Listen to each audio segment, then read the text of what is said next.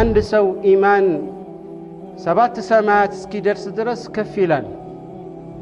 እንዲሁም የአንድ ሰው ኢማን ከሰባቱ ምድር በታች እስኪሆን ድረስ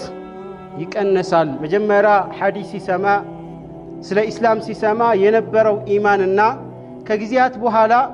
በዛው በአንድ ሙስተዋ በአንድ ደረጃ ላይ ሊቀጥል አይችልም። ይሄ በሰው ልጅ ላይ ያለ ተፈጥሯዊ ነገር ነው። ልክ የአንድ ሰው ልብሱ መጀመሪያ ሲገዛው በአዲስነቱ እንደሚያብረቀርቀው በጣም እንደሚያምርና አዲስ ሆኖ ነገር ግን በዛው አይቀጥልም። ሲታጠብ በየጊዜው ሲለበስ ያ ውበቱ ያ የሚያንጸባርቀው ነገር እየቀነሰ እየደከመ እየነተበ ይሄዳል። فكذلك الإيمان ኢማንም በአንድ ሰው ቀልብ ውስጥ እየቀነሰ ይሄዳል ማለት ነው። ሶላትን ያበዛ ከሆነ ሰውየው ምንድነው ኢማኑ ይጨምራል። በተለይም ከሶላት ክፍል ሱጁድን ያበዛ ከሆነ ሱጁድ የሚበዛው ሶላት ሲበዛ ነው። ናፊላ ትርፍ ከፈርድ ውጭ ያሉ ትርፍ ሱናዎችን ማብዛት ኢማን እንደሚጨምር እንደሚቀንስ ይህ ከአህል ሱና ወልጀማዓ ወይም ደግሞ ከሙስሊሞች አቂዳ መሰረታዊ አቂዳ አንዱና ዋነኛ እንደሆነ ሌሎች አንጃዎች የጠመሙበት ርዕስ ነው ማለት ነው። يعني كما ضلت في ذلك المرجئة من الجهمية والأشاعرة والكلابية والماتريدية እነዚህ አንጃዎች ኢማን ይጨምራል ይቀንሳል በሚለው ርዕስ ላይ ተሳስተዋል፣ ስተት ላይ ወድቀዋል። ለዚህ ሐቅ የተወፈቁት ሐቅን የተገጠሙት አህሉ ሱና ሙስሊሞች ናቸው ማለት ነው። ኢማን መልካምን ሥራ በመስራት የሚጨምር ነው። መጥፎን ሥራ እኩይ የሆኑ ሥራዎችን በመስራት ደግሞ የሚቀንስ ነው። ለዚህም ምን ይላሉ ኢማሙ አሕመድ የአንድ ሰው ኢማን 7 ሰማያት እስኪደርስ ድረስ ከፍ ይላል። እንዲሁም የአንድ ሰው ኢማን ከሰባቱ ምድር በታች እስኪሆን ድረስ ይቀነሳል ብለዋል ማለት ነው። ዛሬ بإذنላህ በዚህ ኹጥባችን የተወሰኑትም በጣም ጥቂት የሚባሉትን ኢማን የሚጨምሩ ነገሮችን የምንመለከት ይሆናል። አብዛኛው ሰው በራሱ ላይ የኢማንን መቀነስ የኢማንን መመናመን ያስተውላል። በተለይ በአንዳንድ መልካም ወራቶች ላይ ለምሳሌ ረመዳን ላይ የነበረው ኢማን በዛው አይቀጥልም። የመጀመሪያ የኢስቲቃማ ዘመን መጀመሪያ ሐዲስ ሲሰማ ስለ ኢስላም ሲሰማ የነበረው ኢማንና ከጊዜያት በኋላ በዛው በአንድ ሙስተዋ በአንድ ደረጃ ላይ ሊቀጥል አይችልም። ይሄ በሰው ልጅ ላይ ያለ ተፈጥሯዊ ነገር ነው። ኢላ መን ሻአላህ ምናልባት በጣም ጥቂት የሆኑ ባሮች ሲቀሩ በአንድ ኢስቲቃማ ላይ እስከ ለተሞታቸው ድረስ የሚቀጥሉ በጣም ውስን ሙቀረብ የሆኑ የአላህ ባሮች ሲቀር የአብዛኛው ሰው ባህሪ ምንድነው? ኢማኑ የሆነ ሰዓት ይጨምራል፣ የሆነ ሰዓት ይቀንሳል።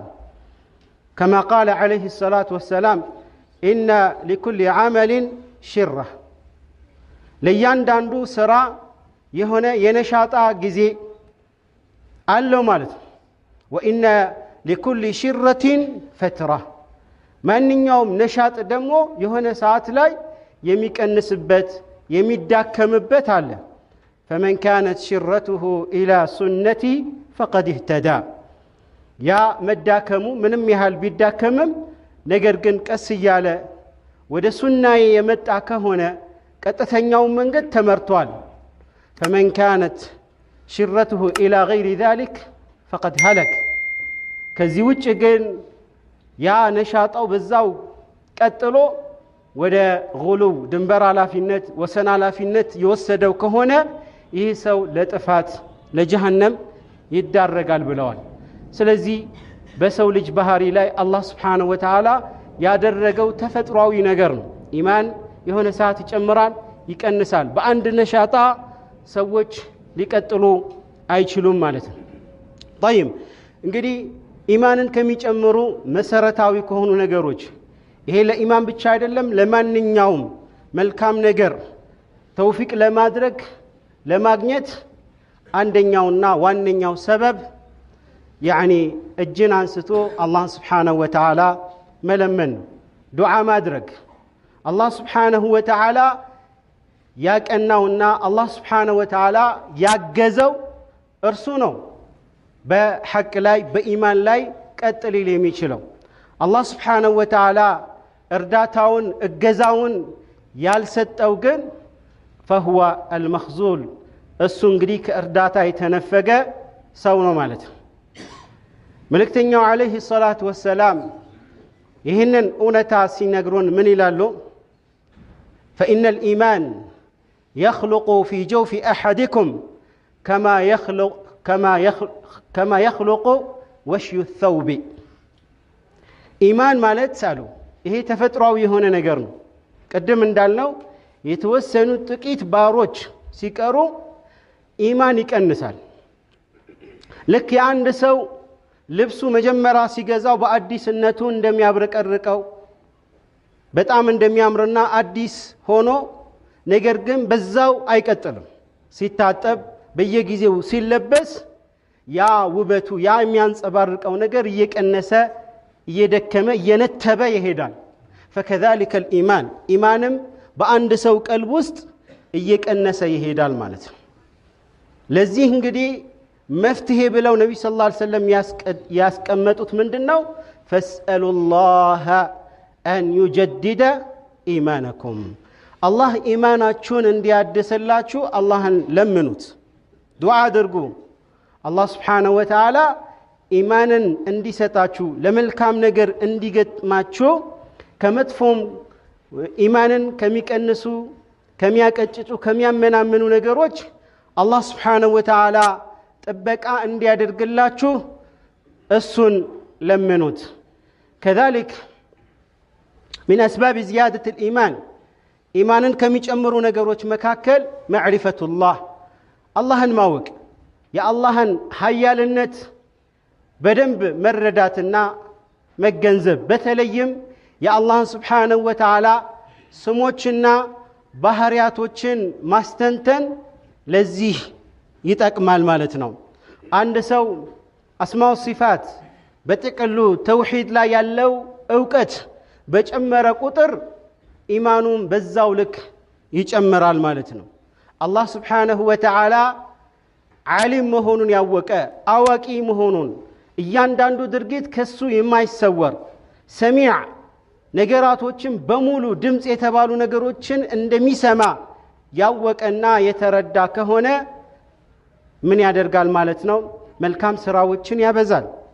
እንዲሁም ደግሞ መጥፎ ስራዎችንም በተቻለ መጠን ይቀንሳል ምክንያቱም فإن الله عليم الله አዋቂ ነው ያንን ድርጊቱን ያውቅበታል ሰሚዑን አላህ Subhanahu Wa Ta'ala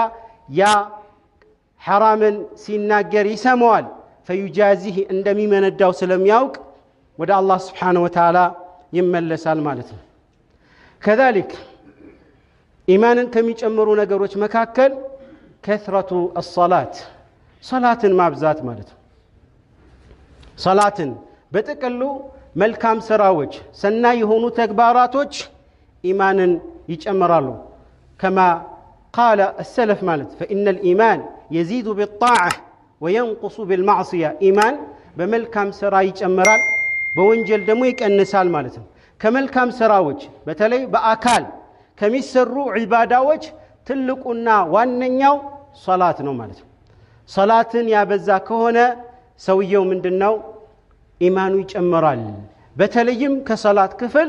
ሱጁድን ያበዛ ከሆነ ሱጁድ የሚበዛው ሶላት ሲበዛ ነው ናፊላ ትርፍ ከፈርድ ውጭ ያሉ ትርፍ ሱናዎችን ማብዛት አላህ Subhanahu Wa Ta'ala ምን ይላል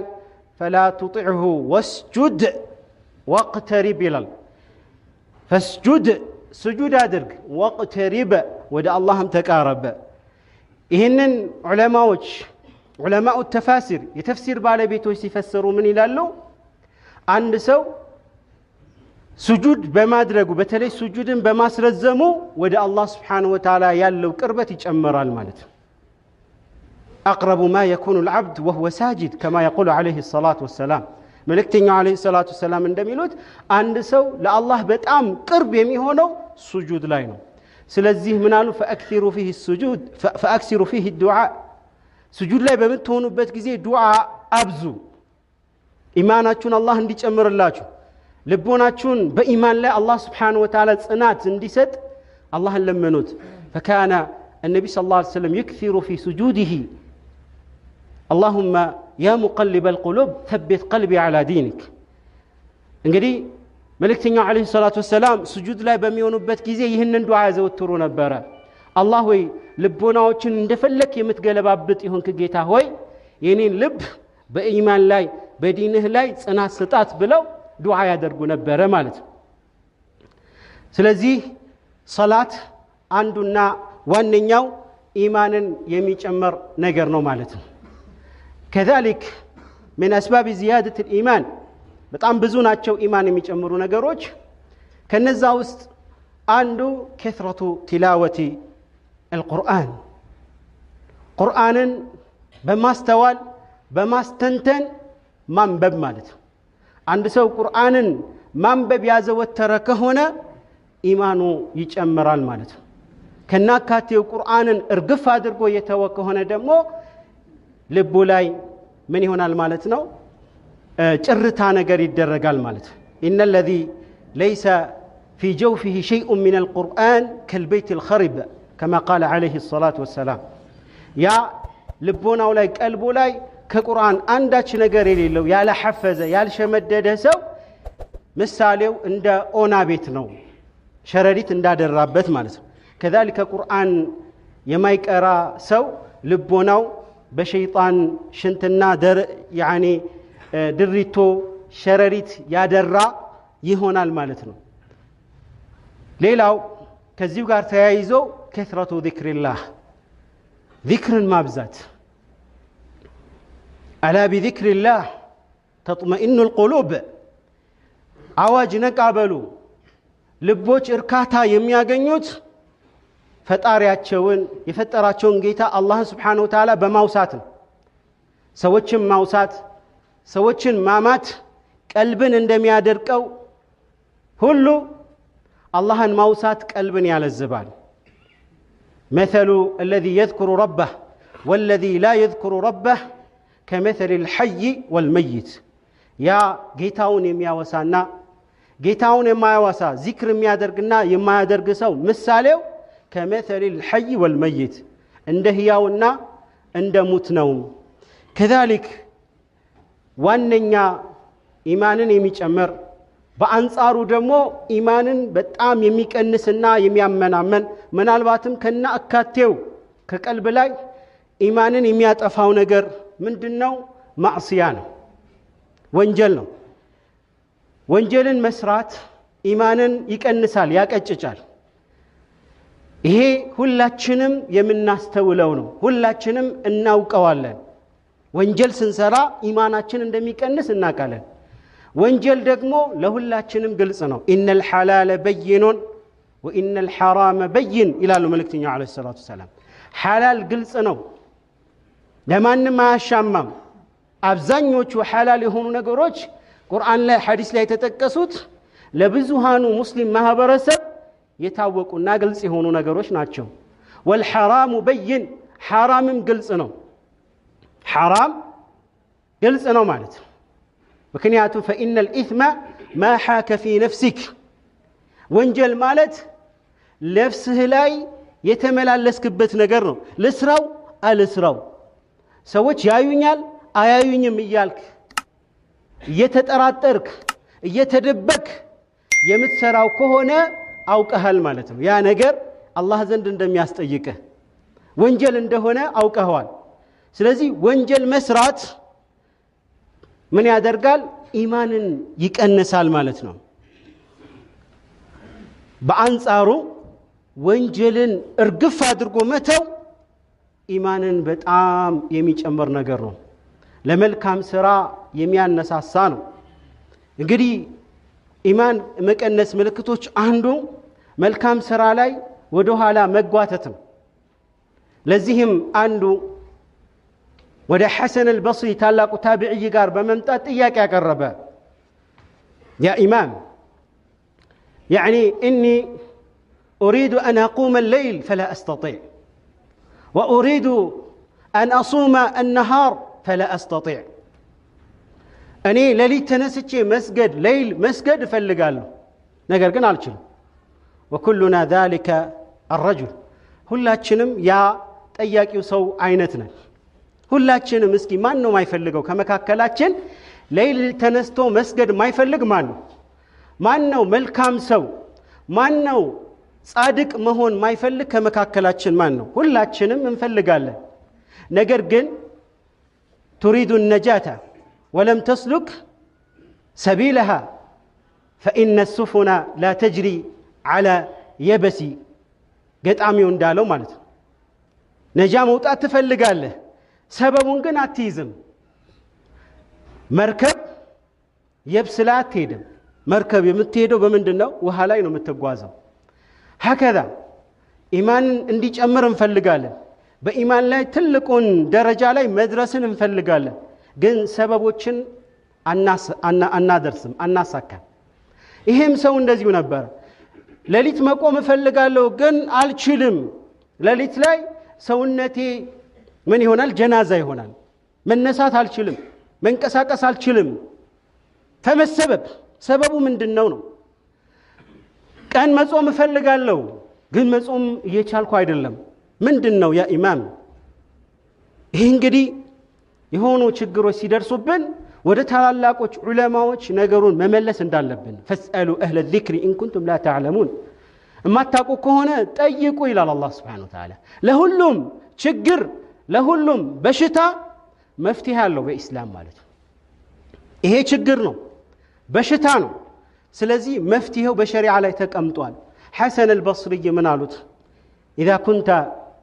لا تستطيع قيام الليل ለሊት ተነስተ መስገድ የማትችል ከሆነ ቀን ደግሞ መጾም ማትችል ከሆነ فعلم أوقالت أوق من النص أن معصيتك هي التي خبلتك أو كبلتك يا يمسراو بك أنو كفل جزي يمسراو وانجل عصرو سر عدرقو ياسكمته وانجلنا سلزيهم وانجل انتو مالت كذلك إمام الشافعي يهنن بقت أم ياسكمت على مال شكوت إلى وكيع سوء حفظي فأرشدني إلى ترك المعاصي فأخبرني بأن العلم نور ونور الله لا يؤتى لعاص وكيع يتبالون شيخين إياك أقربكم حفظ مشمدد አልቻልኩም ቀነሰብኝና ምክንያቱ ምንድነው ብዬ ስጠይቅ ምን አሉኝ ወንጀል አለ ማለት ነው ወንጀልን አቁም ወንጀልና የአላህ ብርሃን በአንድ ቀልብ ውስጥ አይሰባሰቡም ስለዚህ ወንጀልን መውደድና ኢማንን መውደድ በአንድ ቀልብ ውስጥ አይሰባሰቡም ወንጀል በጣም ቀልብን ምን የሚያደርግ ነው የሚያደርቅ ነገር ነው ማለት ነው እንግዲህ وكلما قوي الداعي الى فعل المعصيه አንድ ሰው ወንጀልን ለመስራት የሚጎተጉተው ነገር በጠነከረ ቁጥር ያንን ሁሉ ተቋቁሞ ወንጀልን ያቆመ ከሆነ كانت زياده الايمان بتركها اعظم ኢማኑ የዛኑ ልክ ይጨምራል ለዚህ ምሳሌው እነዛ ሶስት ሰዎች መንገድ ላይ ይሄዱ ዝናብ መጥቶባቸው ወደ አንድ ዋሻ ሊጠለሉ ሲገቡ ትልቅ ቋጥኝ ገባ ያኒ ተንከባሎ መጥቶ በሩን ዘጋባቸው ጨለማ ላይ ሆኑ ስለዚህ ምን አሉ ከዚህ ጭንቀት ሊያወጣን የሚችለው ለአላህ ብለን የሰራነውን ስራ በመጥቀስ ወደ አላህ ተወሱል በማድረግ ብቻ ነው አላህ ነጃም ያወጣን አሉ ከዛ ውስጥ እንግዲህ አንዱ ነው ምን አለ አላህ ሆይ አለ አላህ ሆይ إن كنت تعلم እንግዲህ የምታውቀው ታውቃለህ እኔ ያጎቴ ልጅ በጣም ይወዳት ብዙ ጊዜ በተደጋጋሚ ለዝሙት የምጠይቃት ሴት ነበረችና እምቢ አለች ከዛም የሆነ ጊዜ ችግር ላይ ስትወድቅ ከኔ ብድር ልትጠይቅ መጣች እኔም ምን አልኳት ያ የፈለግሽውን ገንዘብ ሰጥሻለሁ ነገር ግን ከዚህ በፊት ጠይቅሽ የነበረውን ልታደርጊልኝ እሷም ተቸግራ ስለነበር እሺ አለች ማለት ነው እሺ አለች እሽታዋን ፈቀደች ማለት ነው ከዛም አንድ ባል ሚስቱ ላይ እንደሚሆነው ያህል በሚሆንበት ጊዜ ምን አለችው ኢተቂላህ አላህን ፈራ ስትለው ወዲያውኑ ከዛ ብድግ ብሎ ምን አለ ሂጂ ገንዘቡንም አልፈልግም ማለት እንግዲህ በእንደዚህ አይነት ሰዓት ወጣት ነው ልብ በሉ ማንንም አላየውም ከእንደገና እሷ ራሷን አመቻችታ ፍቃደኛ ሆና በእንደዚህ ሁኔታ ላይ ወንጀልም ቢሰራ ኢማኑ ምናልባት ምን ሊሆን ይችላል ነበር ጥርግ ብሎ ሊጠፋ ይችላል ማለት ላ የዝኒ ዛኒ وهو مؤمن الى الملكتኛ عليه الصلاه አንድ ሰው ዝሙትን አይሰራም እሱ አማኝ ሆኖ ሳለ አቡ ሁረይራ ምን ይላሉ አንድ ሰው ዝሙት ሲሰራ ኢማኑ ከልቡ ውልቅ ብሎ እንደ ጃንጥላ ከላይ እንደ ጥላ ሆኖ ይጠብቀዋል ተውበት ካረገ ወደ አላህ ከተመለሰ ይመለስ አለዚያ ግን በዛው ይቀራል ማለት ነው ስለዚህ ኢማኑ ሊጠፋ ይችል ነበር ነገር ግን ያንን ወንጀል ለአላህ ብሎ ኢተቂላህ የሚለው ማለት ነው ጆሮስ ገብቶ ልቦናውን ከፍተኛ ሽብር ሲፈጥርበት ወዲያውኑ ለአላህ ብሎ ተወ በዚህ የተነሳ ምን ሆነ ይሄ ወጣት አላህ Subhanahu Wa Ta'ala እምነቱን ጨመረለት በችግር ጊዜ አላህ ደረሰለት تعرف الى الله في الرخاء يعرفك في الشده በችግር ጊዜ ከአላህ Subhanahu Wa Ta'ala ጋር ተዋወቅ አላህ Subhanahu Wa Ta'ala ይደርስልሃል ያም ሆነ ይህ እንግዲህ ወደ አላህ Subhanahu Wa Ta'ala ሁላችንም ተውበት ልናደርግ ይገባል ማለት ነው لا يمل الله حتى تملوا እናንተ ተስፋ እስካልቆረጣችሁ ድረስ እስካልሰለቻችሁ ከተውበት እስካልሰለቻችሁ ድረስ አላህ የናንተን ተውበት ከመቀበል አይሰለችም ስለዚህም ሁሌም ወደ አላህ Subhanahu Wa Ta'ala ልንመለስ ይገባል فاتقوا الله معاشر المسلمين وقوا إيمانكم بكثرة الطاعات وترك المعاصي والسيئات اللهم إنك عفو كريم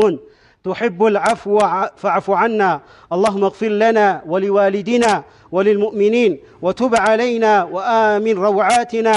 واستر عوراتنا وأصلح قلوبنا وأعمالنا وأصلح أبنائنا ونسائنا وذرياتنا واجعلنا جميعا هداة مهتدين ولا تخزنا يوم الدين اللهم قنا عذابك يوم تبعث عبادك اللهم حبب إلينا الإيمان وزينه في قلوبنا وكره إلينا الكفر والفسوق والعصيان واجعلنا من عبادك الراشدين اللهم آت نفوسنا تقواها وزكها أنت خير من زكاها